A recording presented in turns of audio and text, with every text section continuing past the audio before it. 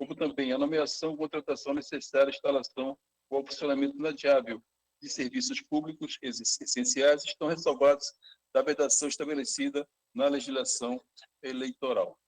4. Em caso não há prova de que as nomeações para os cargos em comissão ou os contratos temporários foram irregulares e nem mesmo realizados durante o período vedado, bem como não existem provas de que ocorreram apenas para beneficiar as candidaturas dos investigados, então candidatos ao pleito de 2022. 5. De outra monta, para a configuração da conduta vedada, incerta no artigo 73, inciso 3 da Lei 9.504/97, faz-se necessária a prova de utilização de servidor em atos de campanha eleitoral, de candidato a partido político ou de coligação e ainda, cumulativamente, que essa atuação ilícita tenha ocorrido durante o horário normal do expediente, o que não restou minimamente comprovado nos autos. 6. Não existindo qualquer elemento probatório que demonstre ter havido sequer a conduta vedada descrita na inicial, não há que se falar em abuso de poder político, haja que se julga improcedentes.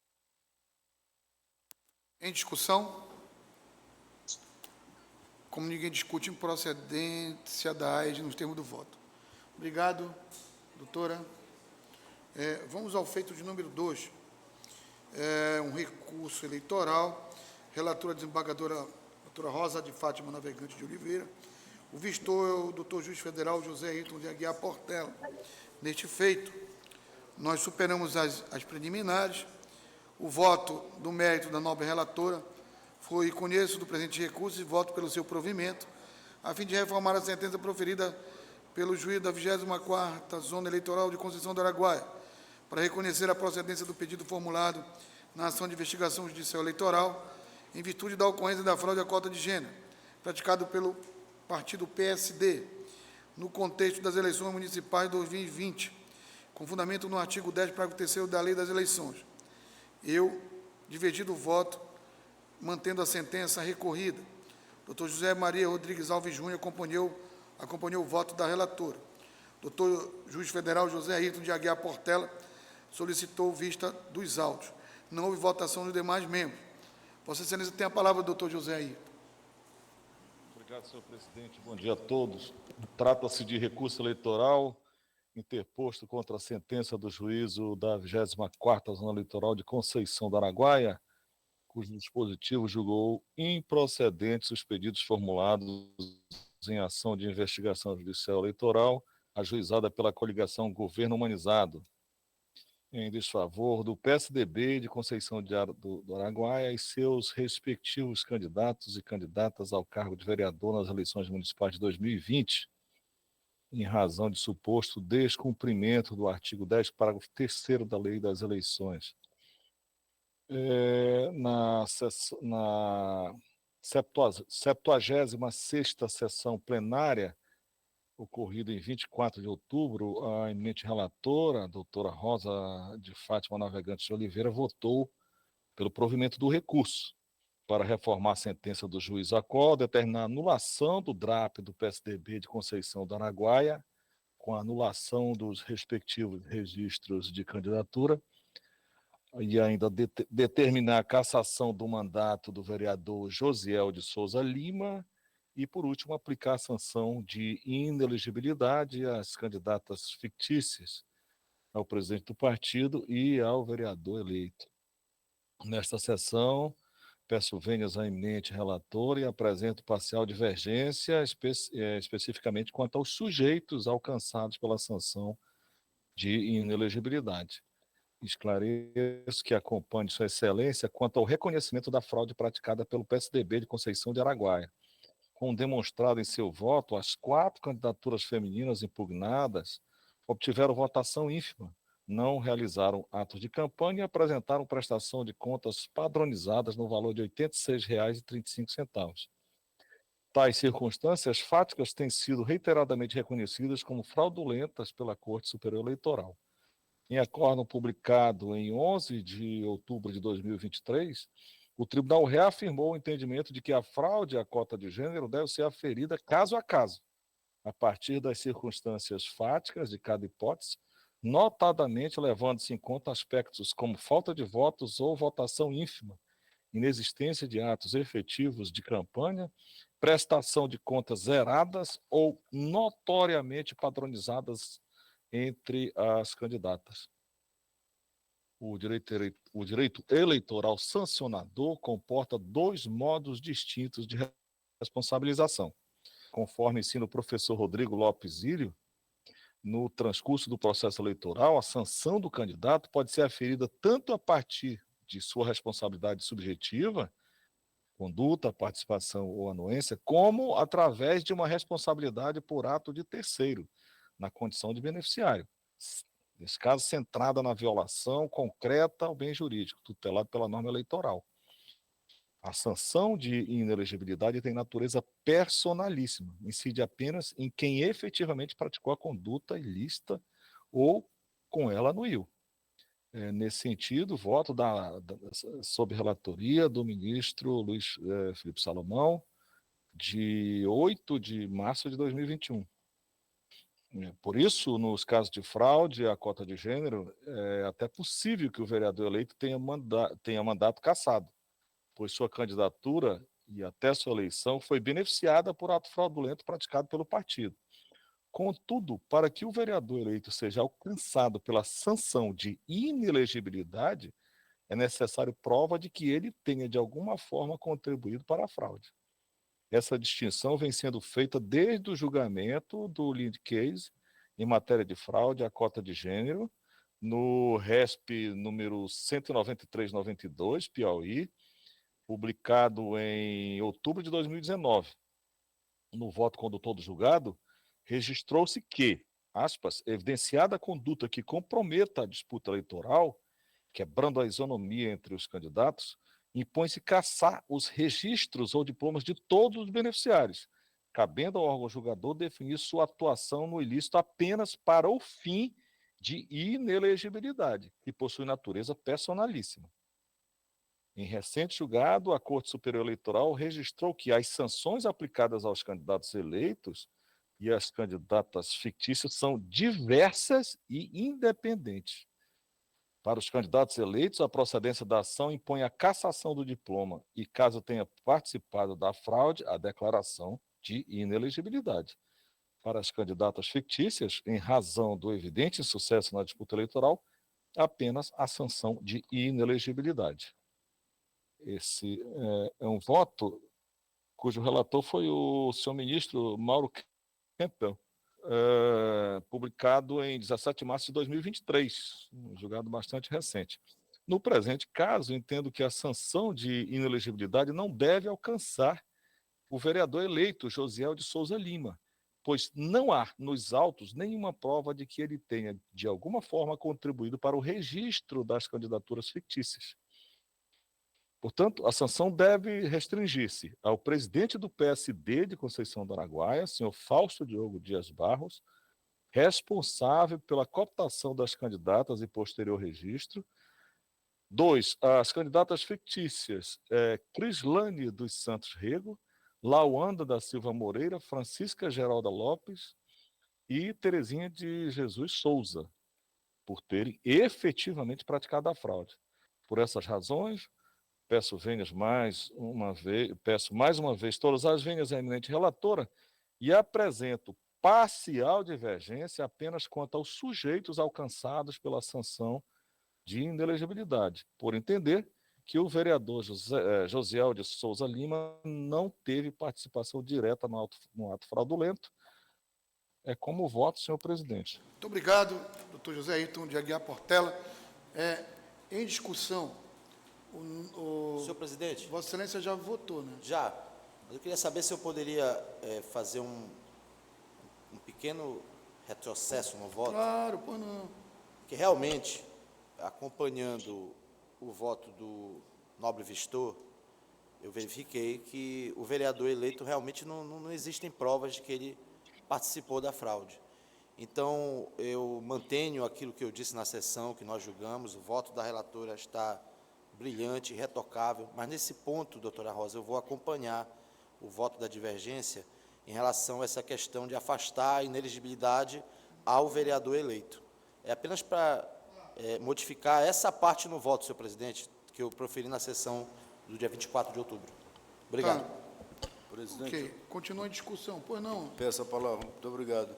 Apenas para registrar, senhor presidente, demais membros, aos dignos e honrados colegas que encontram-se remotamente, especialmente ao senhor Procurador Regional Eleitoral, é que na sessão no dia 24, senhor presidente, eu, pela própria data, eu verifico aqui que eu estava de férias, então eu não participei, não acompanhei, mas, de qualquer maneira, eu também aproveito a oportunidade para dizer que os votos estão disponibilizados aqui e, desde o dia de ontem, eu cheguei a manusear eletronicamente o voto de Sua Excelência digna relatora e agora o voto que estão disponibilizados no PJE do Vistor. Então, eu estou apto a votar no presente feito. Apenas para registrar esse fato. Muito obrigado. Me parece que o colega também, doutor Marcos Alan de Melo Gomes, competentíssimo colega, me parece também que não votou, né? Não votou, não votou, isso. Vossa Excelência. Muito obrigado. Está tranquilo. Obrigado. A gente conversou sobre isso na sessão, nós debatemos, e o voto do doutor José Ayrton vai exatamente naquela linha de raciocínio seguinte: como pode um vereador que fez a campanha dele, que não tem gerência nenhuma em decisão do partido, que não tem prova alguma que ele foi atrás de candidatura fictícia, laranja, perdeu o mandato dele, não tem poder de decisão nenhuma, ele faz uma campanha lícita, inclusive as contas foram aprovadas. Como pode? Ele não contribuiu em nada. Eu acho que eu tenho que comprovar realmente a participação através daquela famosa prova robusta, que uma hora a gente entende de um jeito, outra hora a gente entende de outro, né? Eu posso presumir a boa-fé, mas a má-fé eu tenho que provar, né? Então, o voto do doutor Portela vai exatamente naquela linha de raciocínio, que eu não entendo como vamos caçar o mandato de um cidadão desse, né, por culpa do partido, da direção do partido. Mas a minha divergência foi com relação ao fato da inexistência de prova robusta, e eu votei pela improcedência da demanda investigatória. O nobre relatora votou pela procedência, o doutor Ayrton está votando agora pela uma divergência parcial, excluindo tão somente o vereador, mas englobando a direção do partido e as candidatas fictícias. O doutor Zé Marial Rodrigues Alves Júnior votou com a divergência do doutor Portela. O desembargador Zé Maria Teixeira do Rosário, como vota? Bom dia, Excelência. Eu Vai vi chegar. o voto do eminente relator e também do Vistor, mas eu entendo que as candidatas fictícias, elas movimentaram, teve uma movimentação financeira pouca, mas teve. E em relação à votação, a votação mínima, de 3, 4, 5, 6 votos, elas tiveram. Então, no meu entender, não há necessidade, não vejo como julgar procedente esse feito. Então, acompanho o entendimento de Vossa Excelência, a divergência total, Excelência. Tá. Obrigado. Doutor Rafael Fecuri Nogueira.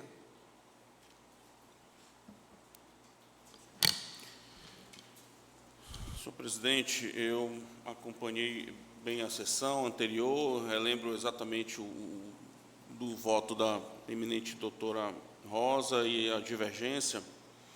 Eu até venho votando dessa maneira, praticamente todos os casos, venho mantendo essa coerência, no sentido de que necessidade dessa prova robusta de participação do candidato ou do partido de alguma forma nessa fraude.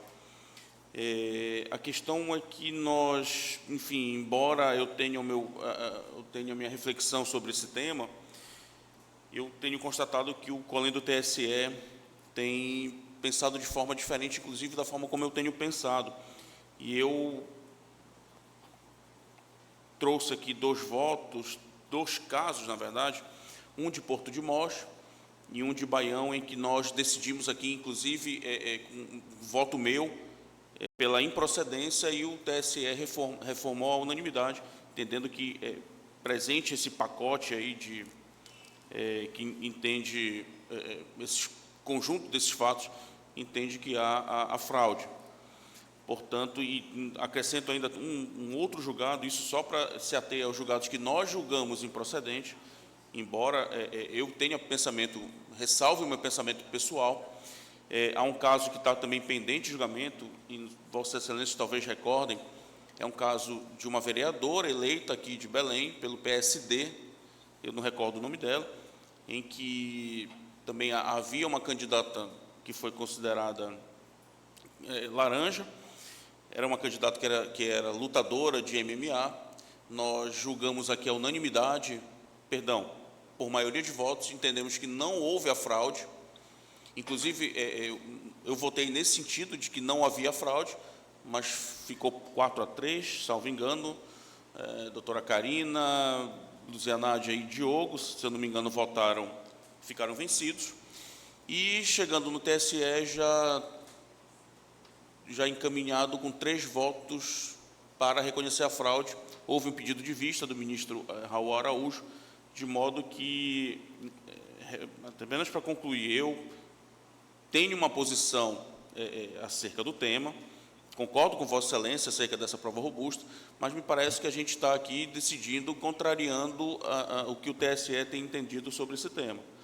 Desse modo, senhor presidente, com base exclusivamente nesses julgados, que é uma jurisprudência que já vem se consolidando no colém do TSE, eu peço vênias à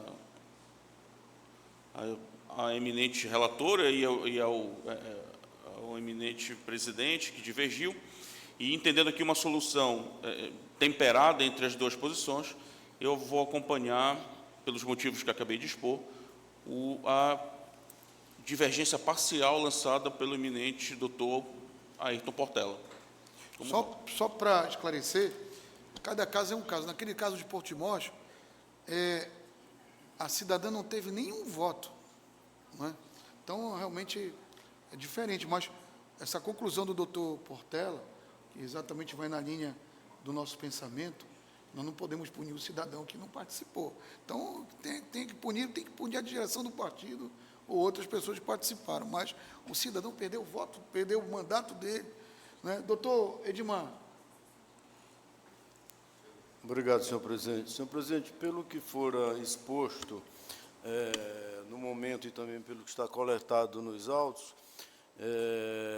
afastando-se a questão das candidaturas fictícias, inclusive, como disse Vossa Excelência, o desembargador Zé Maria do Rosário, que, inclusive, um dos requisitos não foram preenchidos, a questão da prova robusta, realmente, das candidaturas fictícias, mas, mesmo assim, eu pondero que o voto trazido pela divergência com relação à não participação direta e efetiva do eleito, realmente é difícil se puni-lo pela falta realmente do caráter essencial e da necessidade de uma participação direta do vereador Josiel de Souza Lima, pelo que com estes simplórios argumentos eu peço venha a nobre relatora, digna e honrada relatora, mas eu vou acompanhar na parcial divergência de Sua Excelência o Juiz Federal para afastar a sanção de inelegibilidade do vereador eleito, mantendo em todos os seus termos a decisão zonal. Obrigado, senhor Obrigado. presidente. Então, 4 votos pela divergência parcial, 2 pela divergência total e 1 que foi da nobre relatora pela procedência da demanda investigatória. Então, lavra o acordo o doutor José Ayrton de Aguiar Portela. Nós vamos agora ao feito de número... Vamos ao feito de número 3. Depois nós vamos para os adiados. O doutor Fecuri, doutor Rafael, é um recurso eleitoral. Pacajá. Nós não temos tentação oral. Vossa Excelência tem a palavra. Obrigado, senhor presidente. O voto é curto e simples. Aqui trata-se de uma recurso eleitoral interposto em face da sentença do juízo da 80ª Zona Eleitoral, que julgou improcedente a ação de investigação judicial eleitoral pela coligação Pacajá em Boas Mãos em desfavor de Francisco Rodrigues Oliveira e Francisco Rodrigues dos Santos, candidatos a prefeito e vice-prefeito lá naquele município. O cerne da questão aqui, senhor presidente, senhores membros, é um possível abuso de poder político e eleitoral, que teria havido um show, um evento, uma festa na cidade, e essa festa teria sido patrocinada, bancada pelos candidatos, teria havido propaganda eleitoral e teria violado a resolução do TRE, que proibira aglomeração na campanha de 2020 por força da Covid. Pois bem, senhor presidente, eu resumo aqui a sentença recorrida, julgou ação improcedente por ausência de provas robustas. Contudo, no recurso eleitoral, pleiteou-se a suficiência das provas para condenar os recorridos e, consequentemente, reformar a sentença do juízo zonal em relação somente ao abuso de poder político e econômico. Pois bem, eu estou resumindo aqui, sintetizando a espécie, o tipo do abuso de poder político e econômico.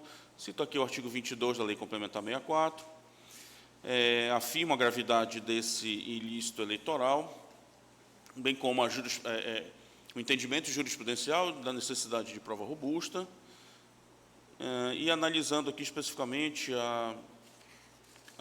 o evento, o fato tido como abusivo, a saber, a utilização de evento privado para fins eleitorais. O recorrente alegou no seu recurso que, só resumindo, após a proibição exarada pelo TRE, os dois locutores e chefes de mídia da campanha do pleito 2020, Denilton e Jackson, que representavam o candidato a prefeito Francisco, conhecido como Chico Tosetti, organizaram, juntamente com outro apoiador, conhecido por Jamil, uma festa que inicialmente não teria cunho eleitoral. No entanto, no decorrer de todo o evento, o cantor que se apresentava na festa, por vezes, fez falas e menções de cunho eleitoral aos representados, tais como manda um alô ao prefeito, manda um abraço, basicamente isso. Analisando aqui as provas, houve audiência virtual, ouvidos os representados, os candidatos a prefeito e vice, e uma testemunha. Os candidatos a prefeito e vice afirmaram que não organizaram o evento, só tiveram conhecimento dos fatos posteriormente. Resumindo, afirmou que o DJ, estava fora de sua jornada, embora fosse representante da campanha, ele estava fora da sua jornada de trabalho, e também não soube dizer se a festa ocorreu após o período vedado pela resolução do TSE, afirmando que o evento era particular e não de campanha. Uma testemunha ouvida como informante, Oswaldo Vicente,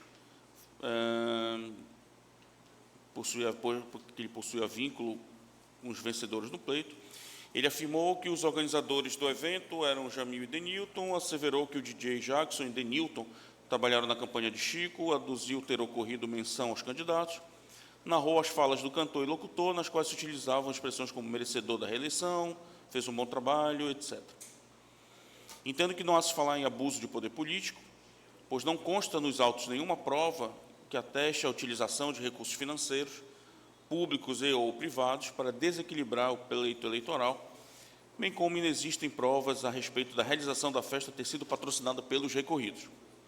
No tocante ao abuso do poder político, tem-se somente alguns vídeos, segue os e deixa, com trechos dos eventos em análise.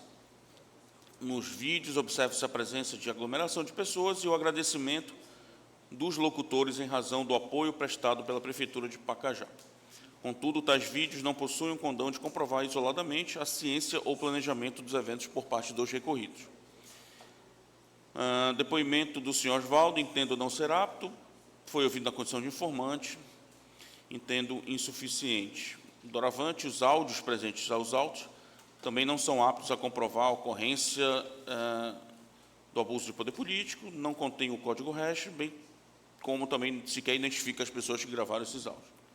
Finalmente, os demais fatos relacionados à presença de crianças na festa e da ocorrência de aglomerações demonstram a presença de condutas ilícitas, mas sem nenhuma prova de que lhes impute a figura dos recorridos, sendo que essas condutas poderiam ser apuradas no juízo comum.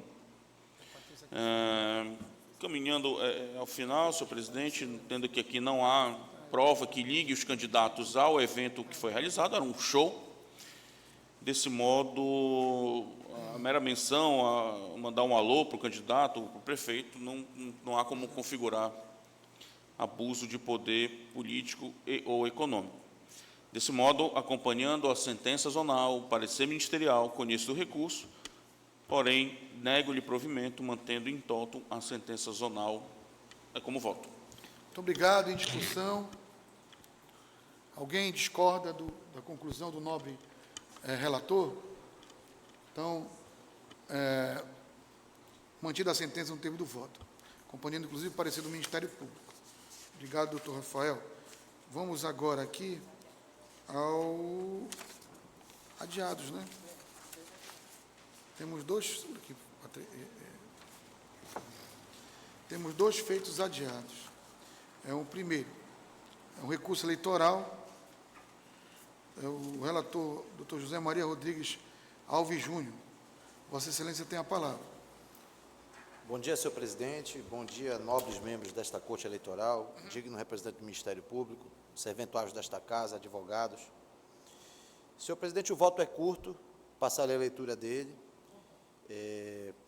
Consoante o relatado, a presente AGE exposa a tese de que os investigados, ora recorrentes, teriam incorrido na prática da conduta vedada pelo artigo 73, inciso 1º da Lei das Eleições, materializada na suposta utilização de ônibus escolares pertencentes à frota do município de Augusto Corrêa, para o transporte de filiados à convenção de sua coligação partidária, ocorrida em 12 de setembro de 2020.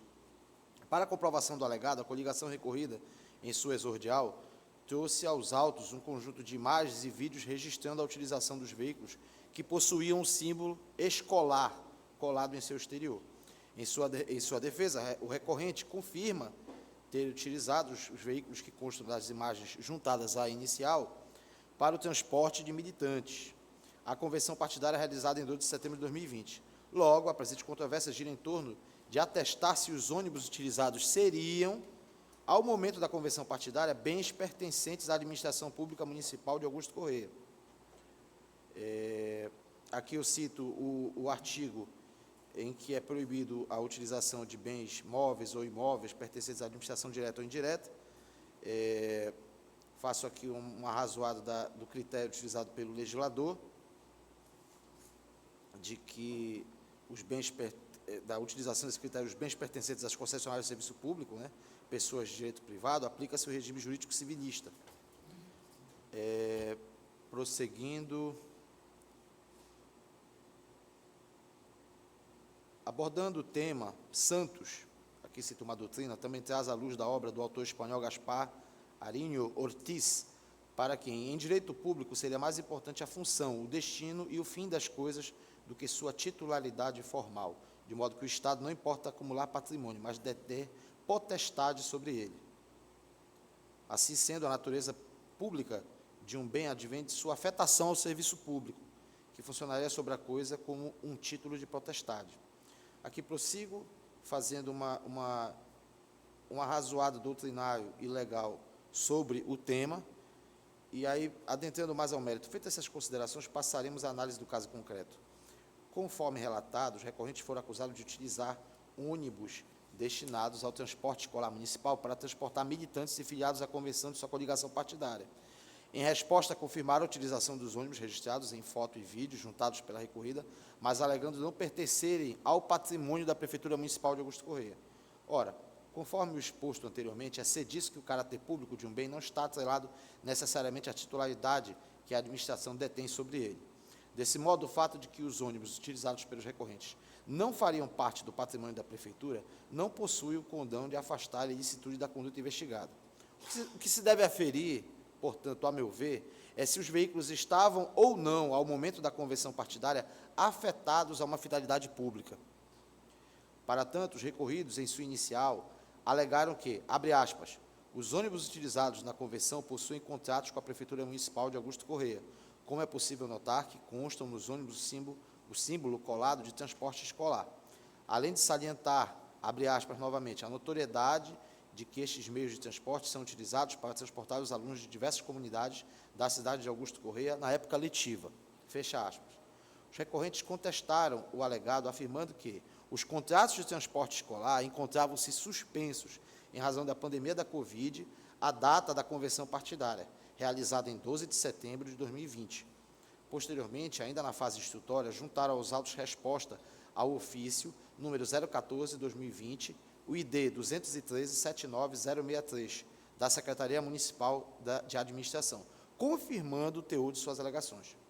O documento é público e categórico ao informar que, abre aspas, a Secretaria Municipal de Educação não possui frota de ônibus própria. Em seguida, afirma que todos os contratos a respeito do transporte escolar estão suspensos desde a data do dia 18 de março de 2020, em virtude da pandemia mundial do coronavírus. Prossigo. Suspensos os contratos administrativos, cessa-se, ainda que temporariamente, a afetação de seu objeto, de modo que não se configura como ilícita a conduta praticada pelos recorrentes, a meu ver. Estando interrompida a relação contratual entre o poder público e a empresa proprietária, estão igualmente interrompidos os efeitos jurídicos decorrentes da relação entre as partes. Assim sendo, careceria de sentido restringir os direitos de propriedade de particulares sobre seus bens, sob a alegação de que estariam a serviço da administração, a partir do momento que o instrumento jurídico que os vincula deixa de produzir efeitos, seja em razão de sua rescisão ou de sua suspensão. Aqui eu cito um precedente do TRE do Ceará. Pelo que peço vênia para ler, está transcrito no voto, apenas a parte que interessa, senhores julgadores.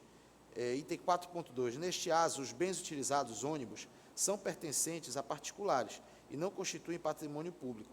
Ademais, registre-se que o contrato de locação firmado com a empresa LC Construções, Locações e Serviços EIRELI ME, cujo objeto era a locação de transporte escolar destinado a atender às necessidades da Secretaria de Educação do município de São Gonçalo do Amarante, no Ceará, estava suspenso por prazo indeterminado em razão da pandemia da Covid-19, consoante leitura da ordem de paralisação de serviços. Prosseguindo, no caso concreto, estando suspensos os compromissos da empresa terceirizada com o município de Augusto Corrêa, aquela é livre para oferecer seus serviços a qualquer um, inclusive a candidatos para cargos públicos, de tal sorte que não há motivo para enquadrar esta relação entre particulares como passível de sanção pela Justiça Eleitoral. Aqui eu cito uma questão da lição de Jairo Gomes, pelo que venha para não ler, neste mesmo sentido, e prossigo. O juízo da 52ª Zona Eleitoral, no entanto, entendeu de maneira diversa. A magistrada zonal, em sede de sentença, afirma como fundamento de sua decisão que a parte ré não logrou êxito em comprovar a sua inocência ou a não prática dos atos descritos na exordial. Apenas fez meras negativas sem trazer aos autos provas concretas capazes de afastar a prática das condutas vedadas. O juízo de piso, no entanto, parece não ter considerado como prova o supramencionado ofício, já mencionado neste voto, da Secretaria Municipal de Administração de Augusto Corrêa, cujo falseamento configura, inclusive, ilícito penal, tornando como mera negativa as acusações formuladas pela recorrida. Esse critério de valoração, no meu entendimento, mostra-se desarrazoado, pelo fato de não tomar como prova um documento oficial dotado de fé pública, mas presumir como verdadeiro o exato oposto do que é afirmado no ofício, a inexistência de frota de ônibus escolares, ao sustentar que, abre aspas, contrato suspenso significa que há contrato efetuado entre as partes, mas por razões supervenientes e excepcionais, no caso a pandemia do coronavírus, não está a ser executado. Aqui tem um destaque, mas que em razão deste contrato há veículos disponibilizados ao Poder Municipal, o qual poderá retomar o transporte escolar a fim do período de excepcionalidade pelo qual passamos. Considerar que haveria no município de Augusto Corrêa frota permanente de ônibus escolares, em sentido contrário do que afirma a prova documental, carreada aos autos pelos recorrentes, exigiria prova robusta e inequívoca, que não existe nesta AGE. Aceitar a mera presunção como fundamento decisório em ações eleitorais ameaça mesquinhar o papel desta justiça especializada em garantir a legitimidade dos pleitos. E aqui cito um precedente da lavra do TSE, pelo que peço vênia para ler a parte que interessa. Item 3. Diante da gravidade das penalidades previstas na legislação, A configuração do abuso de poder demanda a existência de prova inequívoca de fatos que tenham a dimensão bastante para desigualar a disputa eleitoral. E aqui, junto um outro precedente, também do TSE, pelo que peço venha para ler a parte destacada. O ajuizamento das ações eleitorais e a aplicação das sanções nelas previstas reclama prudência, sob pena de amesquinhar a rigidez do processo democrático, máximo porque se pode perpetuar um indesejável cenário de insegurança jurídica. Este acordo é da lavra do ministro Luiz Fux. Me encaminhando para o final, senhor presidente, ainda que no presente caso discuta-se apenas a aplicação da multa, sem a possibilidade de cassação de mandato ou decretação de inelegibilidade, não se pode flexibilizar o critério probatório utilizado para aferir a ocorrência de ilícito eleitoral, sob pena de banalizar ações eleitorais e provocar incerteza quanto à normalidade das eleições e à legitimidade da justiça eleitoral. Ante o exposto, em face da ausência de elementos aptos a comprovar a ilicitude da conduta dos recorrentes, voto pelo provimento do presente recurso para reformar em toto a sentença de piso, julgando assim improcedente a ação de investigação judicial eleitoral proposta em desfavor de Iraildo Farias Barreto e Maria Romana Gonçalves Reis, para afastar a multa de 50 mil FII previamente aplicada. É como voto, senhor presidente e nobres julgadores. Muito obrigado. O nobre relator, ele afasta a alegação de conduta vedada. Em discussão. Eu vi aqui que nós temos aqui vários vídeos nos autos, não é isso? Onde se comprova que o transporte público escolar municipal em benefício da campanha do recorrente.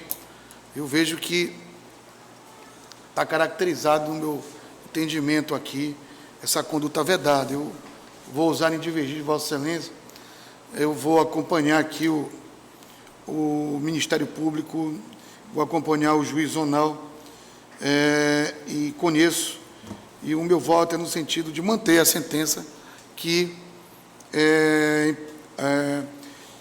condenou os investigados ao pagamento da multa de 50 mil FIIs, porque eu vejo que está caracterizado o uso indevido e está, para mim, aqui, está vendo, está evidente a conduta vedada. Eu vou colher os votos, ainda está em discussão, mas eu vou colher os votos, então. Doutor José Ayrton de Aguiar Portela, como vota? Não estamos lhe ouvindo. Não estamos lhe ouvindo. É o microfone agora. Obrigado, senhor presidente. Obrigado. Pedindo vênias ao eminente relator e parabenizando pelo voto, acompanho a divergência lançada por Vossa Excelência. Doutora Rosa de Fátima Navegante de Oliveira. Eu vou pedir vênias ao doutor José Maria, mas eu vou acompanhar a divergência pela prova que foi apresentada e produzida nos autos. É inconteste. Voto com a divergência. Obrigado. Desembargador Zé Maria Teixeira do Rosário. Excelência, eu voto com a divergência. Doutor Rafael Fecuri Nogueira. Presidente, também pedindo vênias ao eminente relator, acompanho a divergência. Obrigado, doutor Edmar Silva Pereira. Obrigado, senhor presidente. Senhor presidente, apenas eu gostaria de, como eu já fizera em outros momentos, só as referências a mim que me toca, é a questão das referências ao juízo de piso. Isso me toca, tá certo? Esse é o primeiro aspecto, né? Então, a decisão do juízo de primeiro grau, apenas eu também fiquei um pouquinho na dúvida, depois de manusear essa questão do veículo, se particular, se público, né? É apenas a divergência. Mas, considerando, primeiro, também que houve, a meu ver, acho que também havia uma discussão aqui, era a questão da aplicação, acho que da multa, que eu acho que está um valor, 50 mil FIIs, não sei se seria o caso dessa conduta vedada, né? Porque me parece que o máximo é 100. Então, eu achei que está, né? Mas eu, pelo que eu verifiquei nos autos, a divergência, ela realmente não dá para não segui-la, né? Pelo que está capitaneado nos autos, né? Então, com estes argumentos, senhor presidente, eu só repito, a questão me parece que o valor realmente ficou, não sei se a gente poderia aí, doutor Rafael, doutora Rosa, doutor Zé Maria, desembargador Zé Maria Teixeira do Rosário, e doutor Ayrton Portela, se havia aí uma questão da gente discutir para diminuir, né? Mas eu peço vênias já de antemão ao insigne relator, mas eu vou acompanhar a divergência. Apenas eu pondero essa questão do valor que eu acho, presidente, não sei, pelo município, Eu acho que quanto maior o valor, eu acho que nós temos que inibir esse tipo de situação. Eles vão pensar 2 vezes antes de fazer de novo, não é? Então, é por isso que eu acho que o valor tem que ser bem alto, porque nós não vamos terminar nunca com isso, sempre vai ser a mesma coisa, aí a gente está enxugando o gelo, não é? É aquela situação dos santinhos no dia da eleição, tem que ser a multa alta, o patamar mais alto, eu não fui eu, mas como? Tem aqui o seu santinho, está aqui a sua foto, não é? Então, a justiça eleitoral tem que realmente atingir no bolso do cidadão e da cidadã para que possa realmente ter significado, ter efeito a lei, né? A resolução. Eu entendo que está bom 50 mil. Corroboro, então. Corroboro e ratifico. Então, eu concordo. Obrigado. Então, por maioria, mantida a sentença de primeiro grau. Vamos agora ao feito de número 2. É o embargo de declaração, nos embargos de declaração no recurso eleitoral. Relatora, doutora Rosa de Fátima Navegante de Oliveira. Vossa Excelência tem a palavra, doutora Rosa. Obrigada, presidente. Bom dia a todas e todos. Trata-se de uns embargos que foram opostos em face do acordo 34.346 do TRE e de 21.43.91.60, onde o relator aplicou 2 salários mínimos de multa. Não fui eu que apliquei, foi o juiz que estava respondendo pelo gabinete 4, na minha ausência justificada. Eu vou julgar pela emenda, presidente. Eleições 2020, candidatos ao cargo de vereador, ação de impugnação de mandato eletivo, é o segundo embargos de declaração, contradição, inexistência, rejeitados, julgados protelatórios com aplicação de multa. Os embargos de declaração têm fundamentação vinculada e taxativa, destinados tão somente ao aperfeiçoamento da prestação jurisdicional. Objetivo, reparar omissão, contradição, obscuridade ou erro material nas decisões judiciais conforme artigo 1022 do CPC. Não há que se falar em contradição no acordo, uma vez que o que consta no acordo está alinhado com a jurisprudência. Ao contrário, o que se percebe é, na verdade, uma tentativa de procrastinação mediante aos embargos de declarações acostados. A rejeição dos embargos de declaração, inclusive, para fins de pré-questionamento, é medida que se impõe ao presente caso, dada a inexistência de erro a ser corrigido, pretendendo o requerente apenas que a matéria seja novamente apreciada por outras vias. Conforme precedente do Tribunal Superior Eleitoral, o fato de se tratar de primeiros embargos não inviabiliza a imposição da multa quando evidenciado o intuito manifestamente protelatório devido ao desvirtuamento e à dissociação das teses recursais com as hipóteses de cabimento previstas. Acordo TSE de 10 de 11 de 2022, número 060, 239757, 29 de 11 de 2018, no AGR, recurso especial número 10.295. Embargo de declarações, presidente, que rejeito, acompanhando também a Procuradoria, que foi pela rejeição dos embargos, com aplicação de multa em caráter protelatório, que rejeito com aplicação da multa de 4 salários mínimos. Obrigado, doutora Rosa. Eu vejo aqui, inclusive, que houve uma observação que não há menos alegação de vício, não tem nada. São 3. Não tem nada. Não tem nada. Então, é aquela questão de enxugar gelo, a gente nunca mais vai deixar de julgar embargos. Eu acho, inclusive, que 4 salários mínimos temos que também começar a inibir. Começar a doer no bolso, né? É em discussão. Como ninguém discute aclaratório rejeitado com a aplicação da multa no valor de 4 salários mínimos. Nós não temos mais nenhum feito para ser apreciado. Eu convoco Vossas Excelências à próxima sessão ordinária de julgamento ser realizada no dia 9 de novembro do ano em curso, às 8h30, de forma híbrida. Eu declaro, portanto, encerrada a presente sessão, agradecendo a presença de todos.